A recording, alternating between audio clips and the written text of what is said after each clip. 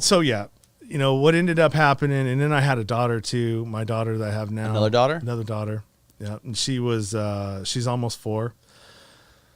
And that's where the change really happened from me wanting to become, like, stop being this abusive person. And it was all because of her. Okay. And my ex, me and her were super toxic together. And what ended up happening to change that was I was in a rage and we were fighting about something. My daughter was behind me. I noticed her. I'm still yelling and she's gone.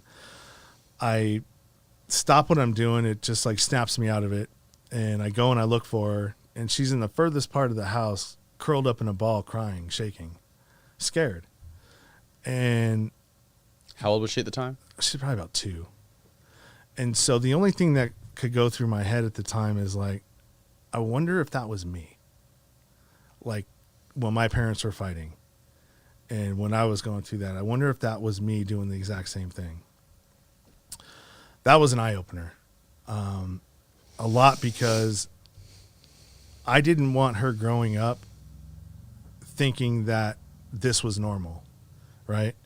That, oh, well, if she ever ends up in this situation 20 years down the road where she's got somebody who's being abusive to her, and she just goes, well, that's normal. My parents used to do that all the time. Because it's not normal. Mm-hmm. People shouldn't be treating other people that way, especially somebody who you claim to love, right? And so it happened one more time, and we were already split up, but we were trying to take her to see Santa together to just kind of like, I don't know, like some sort of normalcy. And we were going at it in the front, and she's in the back seat, and out of nowhere, she just goes, stop. She's only 2.5 years old, man. And so that was kind of the straw that broke the camel's back for me. I started coming out in my podcast and talking about being an abusive person. Kind of like, I don't know, I wasn't hiding from it anymore. And what I noticed that was happening is the more that I talked about it, the less the power it had over me. And the more transparent I was being about it, the more people were reaching out to me going, dude, I deal with that too, And so I was reaching all kinds of different people, from women that was happening to them and, or had happened to them, to dudes that were, struggling with that themselves. Yeah. And so at that point it was just like, well, this is going to be my mission now. Have you ever heard of Soft White Underbelly? I have. You watch his videos? I've watched a couple of them. Yeah. That guy is making some pretty amazing content. Yeah. He all those people he interviews, all the hookers, the pimps, the drug addicts, the homeless people. The one common denominator with all those crazy fucked up people is fucked up parents and really bad parenting. Well, I mean, the number one, the gateway drug is trauma. All right. And not necessarily for everybody, but at least for my population of people that have been incarcerated and, have gone through something in their childhood, it's trauma. And the number one public safety issue should be untreated trauma, because look at the people that he deals with, right? That's untreated trauma. And it rears its head in all kinds of different ways, from unwanted pregnancies to drug addiction to domestic abuses to all of these different things. If that got dealt with, what it should be dealt with is a mental health issue, what it is, we would have a whole lot better of a situation instead of using this punitive model. And I've heard you talk in some of your shows about, sort of, how everything kind of is as far as society right now and how systemic stuff. And, we actually shared a guest that was on my show that's been on your show, Patrick Lavelle from The Con. Oh, yeah. Yeah. Cool. Yeah, he's it's great documentary. Yeah, that dude's super smart. Yeah, he makes a lot of cool stuff. He sure does. I think he would be good to talk to Matt Cox. I think that would be a good introduction for them. Yeah, they're both definitely in the same world. They both that guy spent a lot of time studying that whole financial crisis and all the banks. What's that movie what's that famous movie about the 2008 financial crisis? About the Big Short. The Big Short. Yeah, that was a good fucking movie. That was a good movie, but the con covered everything that it left out. Yeah, but the con, I mean, how long is that thing? How long is the con? It was like a 3-hour documentary or something like that. 6. It was 6. And it was multiple episodes, right? Yeah, 5. Yeah. I watched all 6. No, it was 5 episodes. I watched all 5 episodes back to back, 6 hours worth. Because I think it was either 5 or 6, one of the two. Because you lived through that time. You could really relate to a lot of that stuff. Yeah, and then I watched it I watched it 2 more times because you got to screen it. You got 3 viewings of it, and so I watched 18 hours of this. God thing. damn. Well, because I was going to have him on the show, right? And that was the whole reason why they let me screen it, so I could bring him on the show.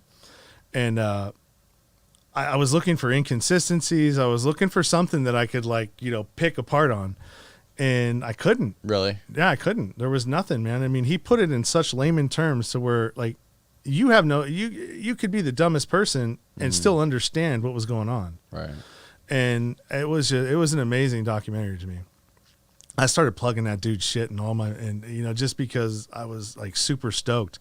And then I had his other producer on and then another one of their producers on at the same time. So yeah, it was pretty cool. That's awesome, man. And I've hooked him up with Patrick, with another woman that I had on my show who was so she got put in prison for 3 years, and she has a PhD. She's a black woman, and she was calling out the corruptions in Baltimore, Maryland, where they were doing illegal foreclosures in 2009. And they were trying to get her to shut up. She was on the NAACP Baltimore chapter. I mean, this person was like a legit community member in the black community. Right. Somebody prominent in Maryland asked her to stop saying that there were illegal foreclosures and kind of like, hey, shut up, stop saying this. Prominent? Somebody prominent? Yeah. Like who? I don't know. Oh. It's in her book. Okay. She wouldn't tell me because she didn't want to. She didn't tell me because didn't want to spoiler. Yeah. So what ended up happening is she got wrapped up in an indictment with some people that she had done business with, but I mean, she was doing credit restoration. So somebody, you know what that is, right? No. Okay, so credit restoration, like let's say you need a 700 credit score. You've only got 600. Oh, yeah, okay, yeah. So in order to get that loan, you need to satisfy some of these debts. And so she would just kind of figure all that stuff out and work it out for you to where you were able to do that. And she had her own business doing it. And so I guess the feds found somebody that she had worked with where her name was in, and they wrapped her up in this indictment, and she ended up having to do 3 years in federal prison. So basically they shut her up, and she's been to the Supreme Court. She's going back again for the second time. She just started a nonprofit. I talked to her yesterday. She started a nonprofit, and she's got Judge Joe Brown advocating for her nonprofit. So, I mean, she's not some bullshit person, right? And so what happened to her was sort of the backside of what Patrick Lavelle was covering, right? So The Big Short tells you about the short. He covers, the mechanisms by which they were using the appraisal companies and all these other different things that they own themselves, and how Wall Street was incentivizing by packaging up all these mortgage-backed securities, but they're bad securities, bad loans. And so that's what he was covering. And she was the fall guy that they were trying to blame this shit on. And so I hooked her up with him, and I think that because he's doing a sequel to that. Okay. And so she's probably going to have a part in that. Oh, cool. Yeah. Did the con have a good response? Did it have a positive response? Where did they release that?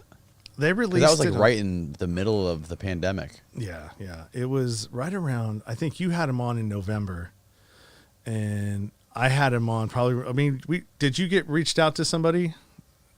I don't remember. It was so long ago. I do so many of these things. I barely remember anything. I know. I barely remember some of the guests. I know. Do you feel bad though when like somebody asks you about something and you're like, oh fuck, I don't know. Yeah, no, I just feel stupid. It's hard to retain all this stuff I talk about.